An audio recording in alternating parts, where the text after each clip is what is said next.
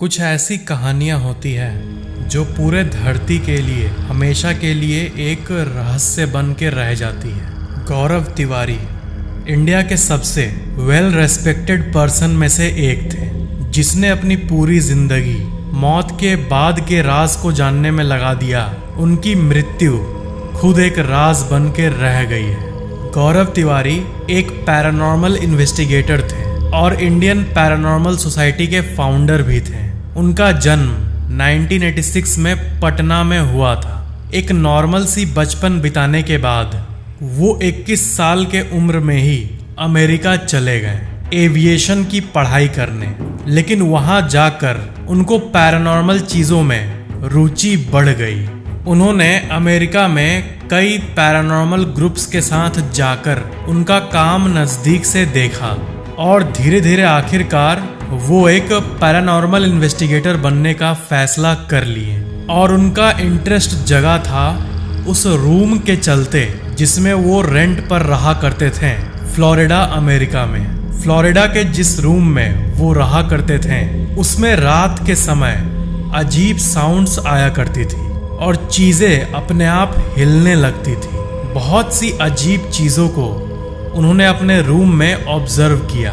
उन्होंने आस पड़ोस से ये पता लगाने की कोशिश की कि उस रूम में आखिर हुआ क्या था। तो उन्हें ये पता चला कि आस पड़ोस में भी ये बात फैली हुई है कि उस रूम में एक छोटी बच्ची की आत्मा मौजूद है और उन्हें इन चीज़ों का पर्सनल आभास भी होने लगा। फिर उन्होंने ये देखा कि कई लोग अपनी पूरी जिंदगी इस फील्ड को डेडिकेट कर देते हैं और ये फील्ड ऐसा भी नहीं है कि मिलियंस ऑफ डॉलर्स की अर्निंग कोई आराम से कर सकता है। लेकिन फिर भी जिज्ञासा किसी भी मटेरियलिस्टिक चीज से ज्यादा बड़ी होती है। उन्होंने इन चीजों पे स्टडी किया, इसकी डिटेल्ड पढ़ाई की। पैरानॉर्मल चीजों पर रिसर्च कर कर पैसा कमाना ये एक एक्चुअल करियर होता है। और इस फील्ड में जो सबसे फेमस इंसान है वो थे कपल एड और लॉरेन वैरन, जो कि पूरी दुनिया के सबसे वेल नोन पैरानॉर्मल इन्वेस्टिगेटर्स हैं। गौरव तिवारी अपने पूरे करियर में 6000 से भी ज़्यादा हॉन्टेड हाउसेस का अध्ययन किए हैं। भांगड़, कुलधारा, मुकेश मिल्स उन हॉन्टेड जगहों में से है जहां पर गौरव ने अध्ययन किया है। क्या आपको पता है कि बहुत सारे कंट्रीज में पैरानॉर्मल हेल्पलाइन नंबर होती है। जैसे हर इमरजेंसी में आप अलग अलग डिपार्टमेंट्स को कॉल कर सकते हो, वैसे ही पैरानॉर्मल सिचुएशन में आप पैरानॉर्मल हेल्पलाइन को कॉल करते हो। और गौरव जब इंडियन पैरानॉर्मल सोसाइटी जब बनाए थे तब इनका भी मकसद यही था कि जो लोग स्पिरिचुअल दुनिया की नेगेटिव साइड से जूझ रहे हैं उनकी हेल्प हो सके। क्योंकि ऐसे अजीब से प्रॉब्लम से जूझ रहे लोग अगर ये प्रॉब्लम आसपास के लोग या फिर सोसाइटी या रिलेटिव्स को बताएंगे तो वो उनको पागल कहेंगे। हालांकि केस मेंटल डिस्टरबेंस का भी हो सकता है, मेडिकल केस, लेकिन अगर हेल्पलाइन हो तो एटलीस्ट सच तो पता लगे कि कुछ पैरानॉर्मल है कि एक मेडिकल मेंटल इम्बैलेंस। तो जो पैरानॉर्मल ऑर्गेनाइजेशंस या सोसाइटीज होती हैं वो ऐसे ही काम करती हैं, पता लगाना कि एक्चुअल में ईएमएफ मीटर में हलचल हो रही है या फिर उस इंसान के मन का एक वहम है। यहाँ पर बात अंधविश्वास फैलाने की नहीं है, बल्कि इन सोसाइटीज का काम होता है सच को पता करना। एड और लॉरेन वैरन के लाइफ में तो एक ऐसा केस आया जिसमें डेविल पोजेशन का केस एक एक्चुअल कंट्री कोर्ट में गया। ये वर्ल्ड का पहला कोर्ट केस था जो कि एक्चुअली में डेमोनिक पोजेशन पे आधारित था। गौरव तिवारी की खास बात ये थी कि वो जो भी काम करते थे उसको हमेशा विज्ञान के आधार पर किया करते थे। वो हमेशा साइंस को ध्यान में रखते हुए अपने प्रोजेक्ट्स को करते थे। वो हर एक रीडिंग को एज प्रूफ रखा करते थे ताकि अगर कोर्ट में कोई बात चली गई तो वो कोर्ट के सामने भी इन चीज़ों को प्रेजेंट कर सके। क्योंकि कोर्ट सिर्फ प्रूफ को मानता है, बातों को नहीं। अगर किसी जगह पर एक्चुअली में अनयूजुअल एक्टिविटी होती थी तो वो उस जगह को पूरी दुनिया के सामने लाते थे और अगर किसी जगह पर अफवाह फैली है तो वो उसे भी क्लियर कर देते थे कि ये सिर्फ एक अफवाह है, कि यहाँ पर कोई भी एनर्जी या फिर घोस्टली प्रेजेंस नहीं है। Gaurav Tiwari one of the most educated, respected और फियरलेस इंसान थे जो कि अभी इस दुनिया में नहीं है। पहले बहुत सारे यूनिक शोज आया करते थे जैसे फियर फाइल्स, भूत आया, और इन सब शोज में गौरव तिवारी अपीयर हुए हैं। इनके लाइफ से जुड़ी जो सबसे बड़ी घटना है वो है इनकी मौत। 7 जुलाई 2016, 32 साल के गौरव तिवारी इसी दिन एक रहस्यमय तरीके से इस दुनिया को छोड़कर चले गए। 6 जुलाई 2016 को वो रात को अपने घर आते हैं। एक नॉर्मल वर्क डे के बाद रोज की तरह वो घर आते हैं, फिर सो जाते हैं। फिर अगले दिन 7 जुलाई को सुबह 8 बजे वो उठते हैं और नाश्ता करते हैं रोज की तरह। उसके बाद गौरव अपने लैपटॉप को ओपन करते हैं और मेल्स को चेक करते हैं। कई मेल्स को सेंड भी करते हैं और उस दिन उनके मेल्स में बहुत सारी पॉजिटिव न्यूज भी पड़ी हुई थी, जैसे कि उनकी एक तस्वीर एक बड़े मैगजीन के फ्रंट कवर में आने वाली है, और इस बात से गौरव काफी खुश थे।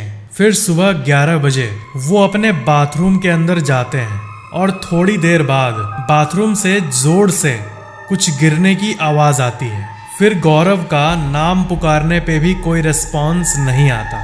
गौरव की माँ, उनके पापा और उनकी वाइफ तीनों बाथरूम के तरफ भागे भागे आते हैं और बाथरूम का दरवाजा तोड़ देते हैं। अंदर फर्श पे गौरव नीचे लेटे हुए मिलते हैं। तुरंत एम्बुलेंस को बुलाया जाता है और उनके गले पर एक काला निशान सब लोग देखते हैं। उनको हॉस्पिटल में ले जाया जाता है। उनको हॉस्पिटल में लाते ही डॉक्टर्स उनको डेड डिक्लेयर कर देते हैं। एक कंप्लीटली नॉर्मल सी सिचुएशन एकदम ऐसी सिचुएशन में बदल गई जिसके बारे में दूर दूर तक किसी ने नहीं सोचा था। एक नॉर्मल सा इंसान अपने बाथरूम में जाता है और अचानक से वो फर्श पर गिर जाता है और तुरंत उसकी मौत हो जाती है।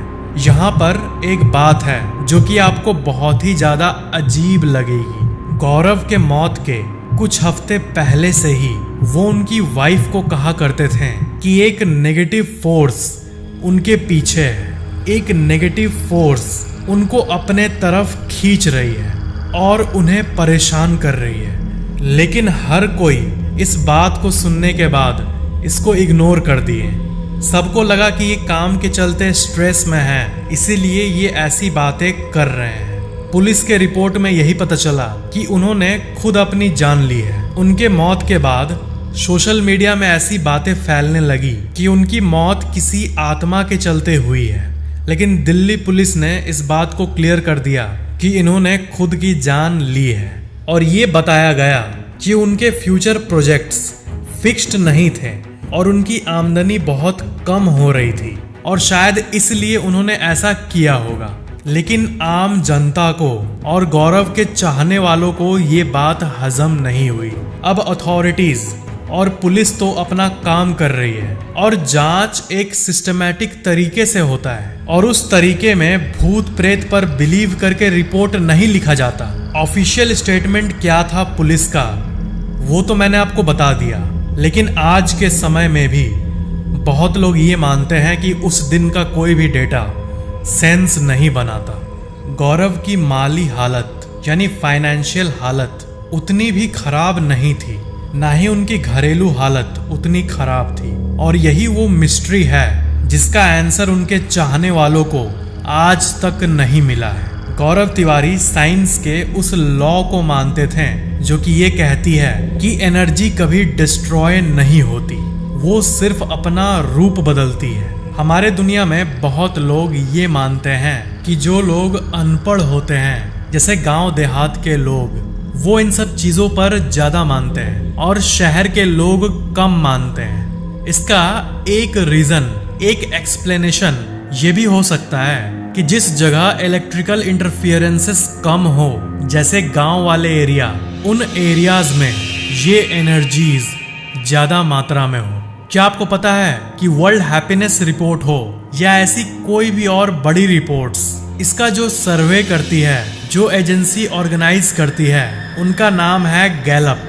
गैलप पूरे देश भर में पोल करती है। उन्होंने एक सर्वे किया था और उन्हें ये पता चला कि अमेरिका में 33% लोग घोस्ट्स और आफ्टर लाइफ में बिलीव करते हैं। और इंडिया में अगर ये सर्वे किया जाए तो मोस्ट प्रोबेबली 33% से तो ज्यादा ही ऊपर रहेगा ये।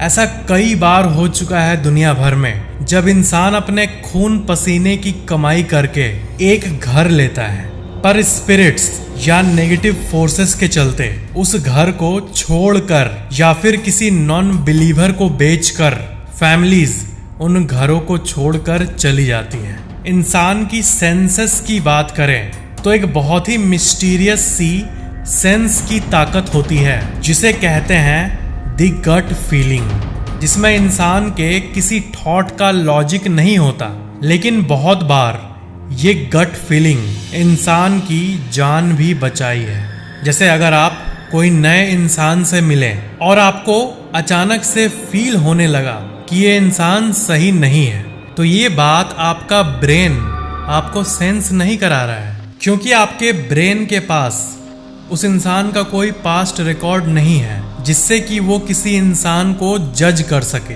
लेकिन आपके अंदर की फीलिंग, वो गट फीलिंग आपको तुरंत फील करा देती है किसी के भी बारे में। इस फीलिंग की स्रोत क्या है, कैसे हम इस दुनिया और इस यूनिवर्स से कनेक्टेड हैं, यही सबसे बड़ी मिस्ट्रीज में से एक है।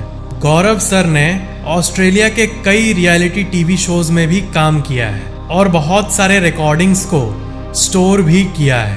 और उन्होंने ये भी कहा था अपने मुंह से कि जो ह्यूमन कॉन्शियसनेस है वो फिजिकल डेथ को सरवाइव कर सकती है।